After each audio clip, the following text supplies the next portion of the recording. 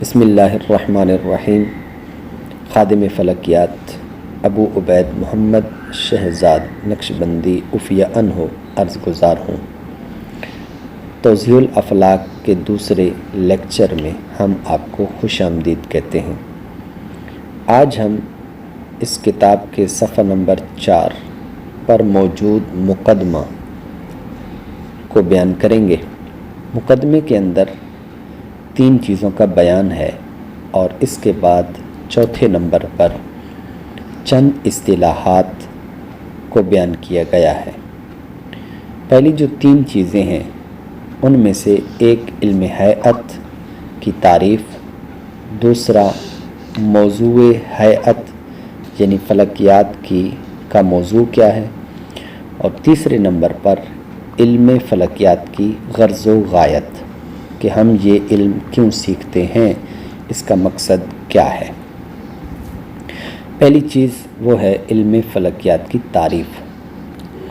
علم فلکیات اس حکمت نظریہ کو کہتے ہیں۔ حکمت ہمارے ہاں عرف عام کے اندر اس سے مراد علم طب لیا جاتا ہے، اسی وجہ سے ہم جو طبیب ہوتا ہے اس کو ہم حکیم کہتے ہیں، جبکہ یہ اصطلاح غلط ہے، بلکہ علم حکمت دراصل یہ سائنس کو کہتے ہیں، فلسفہ کو کہتے ہیں۔ اور فلسفے کی اور علم حکمت کی 2 قسمیں ہیں، ایک حکمت نظریہ کہلاتی ہے اور ایک حکمت عملیہ کہلاتی ہے۔ حکمت نظریہ جو آج سائنس ہماری نظروں کے سامنے ہے، ہم جو پڑھتے ہیں، یہ ساری کی ساری حکمت نظریہ کی اقسام ہیں اور یہ اسی کی شاخیں ہیں۔ تو علم فلکیات بھی اسی حکمت نظریہ کی ایک شاخ ہے۔ تو یہ حکمت نظریہ ہی ہے، اور اس حکمت نظریہ کو علم فلکیات کہتے ہیں کہ جس کے اندر اجرام علویہ یعنی جو زمین سے اوپر کے اجسام ہیں وہ، اور اجسام بسیطہ یعنی ایک ہوتے ہیں جسم مرکب اور ایک ہوتا ہے بسیط، جیسے بسیط، تو یہ جو اجسام بسیطہ ہیں یہ، اور اسی طرح اجرام علویہ، تو ایسا علم ہے کہ جس سے اجرام علویہ اور اجسام بسیطہ کا کم، کیف، عین اور وضع معلوم ہو۔ کم کہتے ہیں مقدار کو، چھوٹا ہونا، بڑا ہونا، جیسے کوئی سیارہ ہے یا ستارہ ہے تو وہ کتنے گنا بڑا ہے، کتنا بڑا ہے، اس کا حجم کتنا ہے، یہ جتنی بھی چیزیں یہ ساری کمیت کے اندر داخل ہیں۔ تو یہ بھی علم فلکیات کے اندر ان چیزوں کو جاننا، یہ بھی علم فلکیات میں داخل ہے۔ دوسرے نمبر پر کیفیت کو کہتے ہیں۔ اس کا مطلب یہ ہوتا ہے، مثلا جیسے چاند ہی کو آپ دیکھ لیں کہ چاند کتنا روشن ہے، کس کیفیت پر ہے، تو یہ اس کی ساری کیفیت کہلاتی ہے۔ اسی طرح عین کا مطلب جگہ ہوتا ہے، یعنی وہ پورے آسمان میں کس جگہ پر ہے، کون سا ستارہ کس جگہ پر ہے۔ اسی طرح وضع، وہ کس وضع پر ہے، اس کی وضع معلوم کرنی، جیسے ہم سورج ہے، چاند ہے یا دیگر سیارات ہیں، تو ان کی اپنی ایک وضع ہوتی ہے، جب وہ اپنی وضع تبدیل کرتے ہیں تو اس لحاظ سے ان کی پوزیشن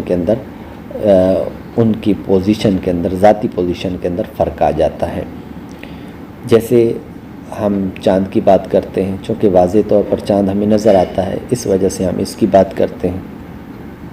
تو آپ کبھی اس کے دھبوں پر غور کریں تو اس کے جو دھبے ہیں یہ کبھی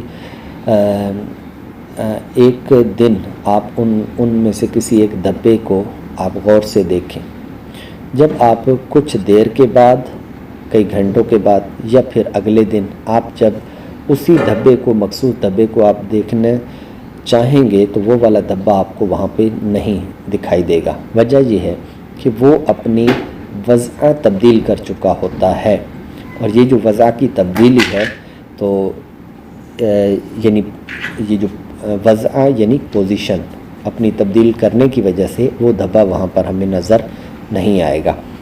تو اس وجہ سے علم فلکیات اس حکمت نظریہ کو کہتے ہیں کہ جس سے اجرام علویہ یعنی زمین سے اوپر کے اجرام اور اجسام بسیطہ، اجسام مرکبہ نہیں بلکہ بسیطہ، ان کا کم، کیف، عین اور وضع معلوم ہو۔ کم، کیف، عین اور وضع اس کی میں وضاحت کر چکا ہوں۔ اب دوسرے نمبر پہ ہے موضوع کہ علم فلکیات کا موضوع کیا ہے۔ علم فلکیات کا موضوع جیسا کہ تعریف کے اندر گزر چکا ہے، دو اجسام ہیں، دو قسم کے اجسام۔ نمبر ایک اجرام علویہ یعنی زمین سے اوپر کے اجرام، اجسام آپ جن کو کہہ سکتے ہیں، اور اجسام بسیطہ۔ تو یہ سارے کا سارا علم ہیئت کا اور علم فلکیات کا موضوع ہے۔ یہ بات بیان شاید ہم نے نہیں کی کہ اس کے مختلف نام ہیں علم فلکیات کے۔ علم ہیئت بھی اس کو کہتے ہیں، علم فلکیات بھی کہتے ہیں، علم الافلاک بھی کہتے ہیں، علم الفلک بھی کہتے ہیں، اور اس طرح کے کافی اس کے نام ہیں۔ انگلش کے اندر اس کو ایسٹرانومی کہتے ہیں۔ غرض و غایت، اس کی غایت کیا ہے، اس کا مقصد کیا ہے، ہم کیوں سیکھتے ہیں اس علم کو؟ تو اس کا جو مقصد ہے وہ ہے معرفت الہی کی تکمیل، یعنی اللہ تعالیٰ کی معرفت اس سے کامل ہو جاتی ہے۔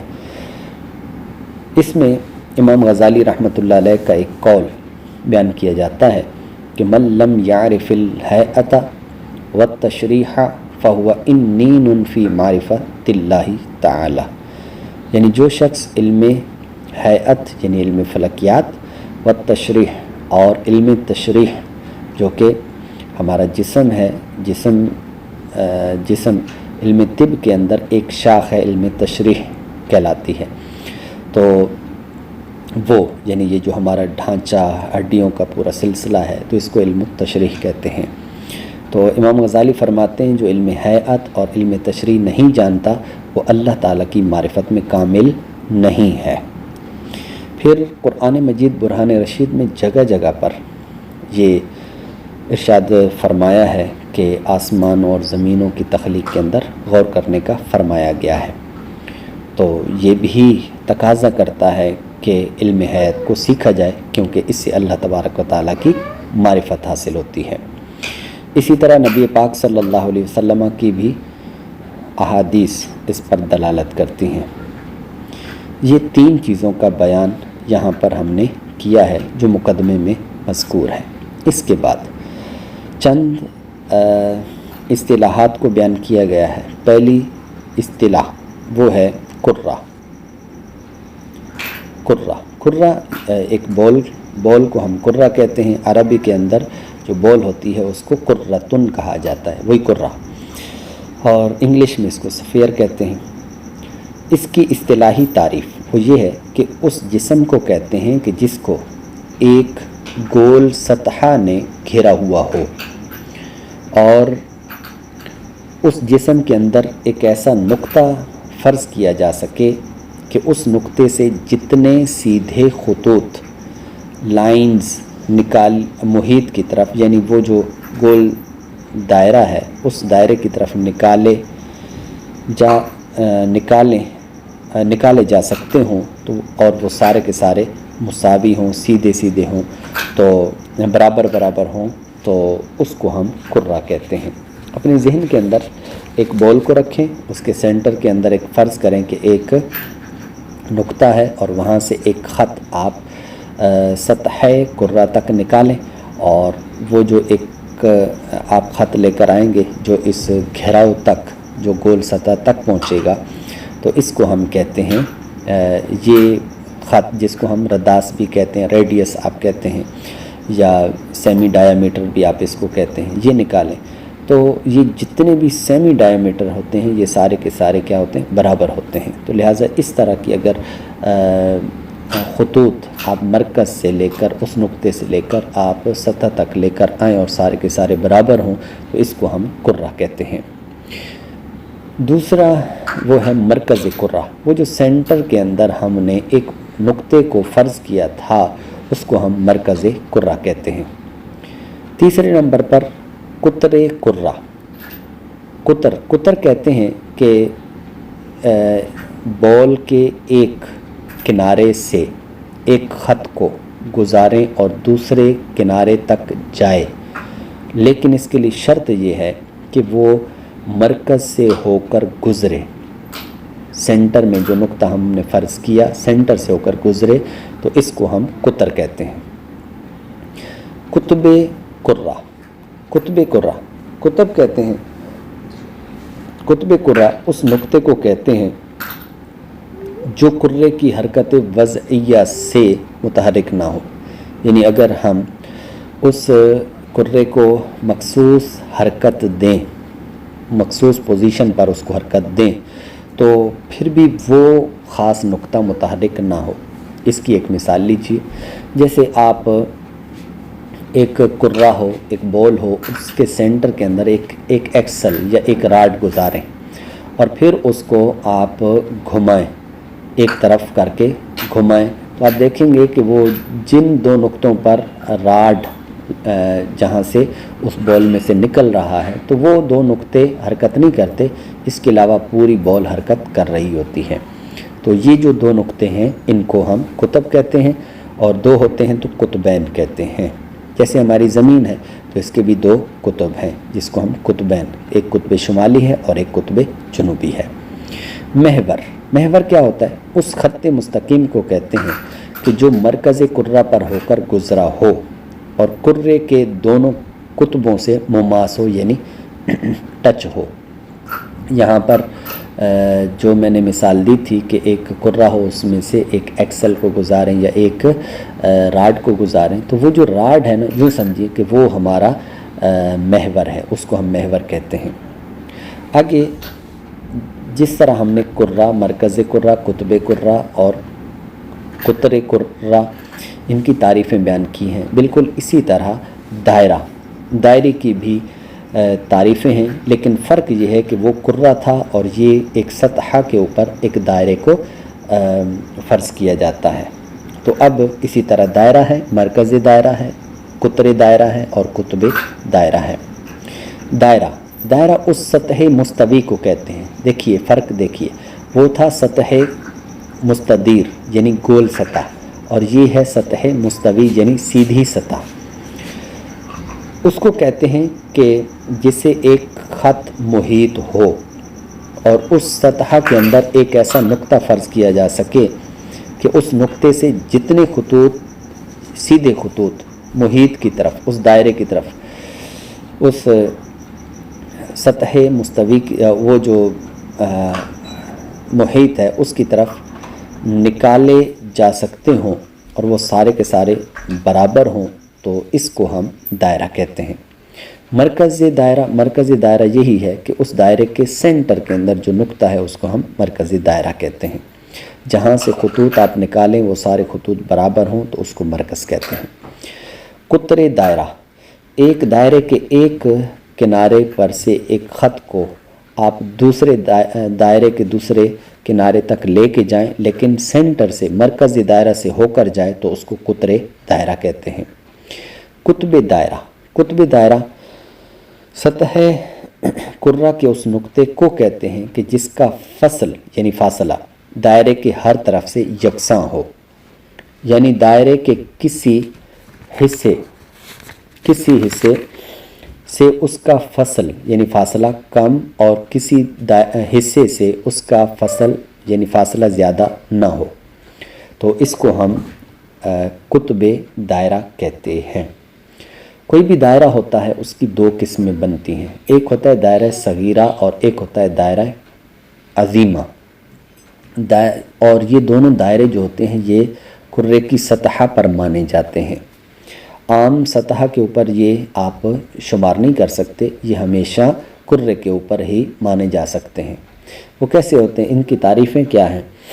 दायरा अजीमा वो होता है कि जो किसी कुर्रे को दो बराबर हिस्सों में तकसीम कर दे, और जो दो बराबर हिस्सों में तकसीम ना करे बल्कि गैर बराबर हिस्सों में तकसीम करे, मसलन एक हिस्सा बड़ा हो जाए और एक छोटा हो जाए, तो उसको दायरा सगीरा कहते हैं।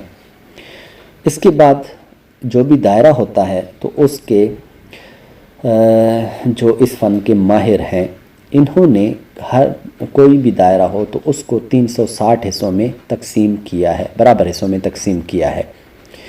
वो जो एक हिस्सा होता है उसको हम दर्जा कहते हैं, और दर्जे के मज़ीद 60 हिस्से अगर किए जाएं तो हर हिस्से को दकीका कहते हैं, और दकीके के अगर 60 हिस्से किए जाएं तो उसको सानिया कहते हैं। इसी तरह मज़ीद आगे भी है कि हर सानिया के 60 हिस्से किए जाएं फिर सालिसा होता है, सालिसा के हर 60 हिस्से किए जाएं तो हर हिस्सा वो राबिया कहलाता है। तो ये एक आगे चलता रहता है। तो हमारे यहाँ जो आम कैलकुलेटर होता है उसके अंदर ये 3 तक ही इस्तेमाल किए जाते हैं, जिसको हम डिग्री सिस्टम कहते हैं। तो ये दर्जाती निज़ाम होता है, इसमें दर्जा, दकीका और सानिया तक बयान किया जाता है, और इंग्लिश में इसको कहते हैं दर्जा यानी डिग्री, और दकीका मिनट, और सानिया सेकंड। कौस, कौस क्या होती है? दायरे के जुज़ को, एक हिस्से को कौस कहते हैं। फिर कौस की 2 किस्में हैं, एक कहलाती है अक्सर कौस, एक होती है तमाम कौस। अक्सर कौस 90 दर्जे से जो कम की कौस होती है उसको अक्सर कौस कहते हैं। और कोई भी कौस हो, मिसाल के तौर पर आप फ़र्ज़ करें कि 20 दर्जे की एक कौस ले लें, ठीक। अब चूँकि कौस एक रुबो, जो एक दायरे का रुबो यानी जो चौथाई होता है, 1/4 जो होता है, 1/4 जो होता है, तो उस 1/4 को जो 90 दर्जे का होता है, तो अगर 20 दर्जे की एक कौस ली है तो उसका जो तमाम है यानी जो 70 है वो बनेगा उसका तमाम, तो उसको कहते हैं तमाम कौस। एक होता है वित्रे कौस। वित्रे कौस उस खत्ते मुस्तकीम को कहते हैं कि जो किसी कौस के दोनों किनारों से मुमास हो, दोनों किनारों से मिला हुआ हो। अब कुतर और वितर के अंदर यही फ़र्क है कि कुतर के अंदर मरकज़ से होकर ख़त गुज़रे तो उसको वितर कहते हैं, और माज़रत कुतर कहते हैं, और मरकज़ से ना गुज़रे तो फिर उसको हम वित्रे कौस कहते हैं। सहम कौस, सहम उस ख़त्त मुस्तकीम को कहते हैं कि जिसका एक किनारा कौस के मुंतसिफ से और दूसरा किनारा वित्रे कौस के मुंतसिफ से मुमास हो यानी टच हो। अब ख़त्त मुस्तकीम, इसमें आप देखिए कि एक किनारा कौस के मुंतसिफ से, मुंतसिफ यानी उसको तकसीम करने वाला, उसको निस्फ करने वाला, उससे, और दूसरा किनारा वित्रे कौस के मुंतसिफ से मुमास हो यानी वित्रे कौस के का जो मुंतसिफ है यानी जो उसको 2 हिस्सों में तकसीम कर रहा है उससे टच हुआ हो तो उसको हम सहम कौस कहते हैं। इसको एक मिसाल के साथ तस्वीर से समझिएगा, जिस तरह के तस्वीर के अंदर बयान किया गया है। इसके बाद आज हम इतना ही बयान करेंगे। इसके बाद इंशाअल्लाहुल अज़ीज़ मज़ीद आगे कुछ इस्तिलाहात हैं, हम उनका इंशाअल्लाह मज़ीद बयान करेंगे। तब तक के लिए हमें इजाज़त। अस्सलामु अलैकुम व रहमतुल्लाहि व बरकातुहू।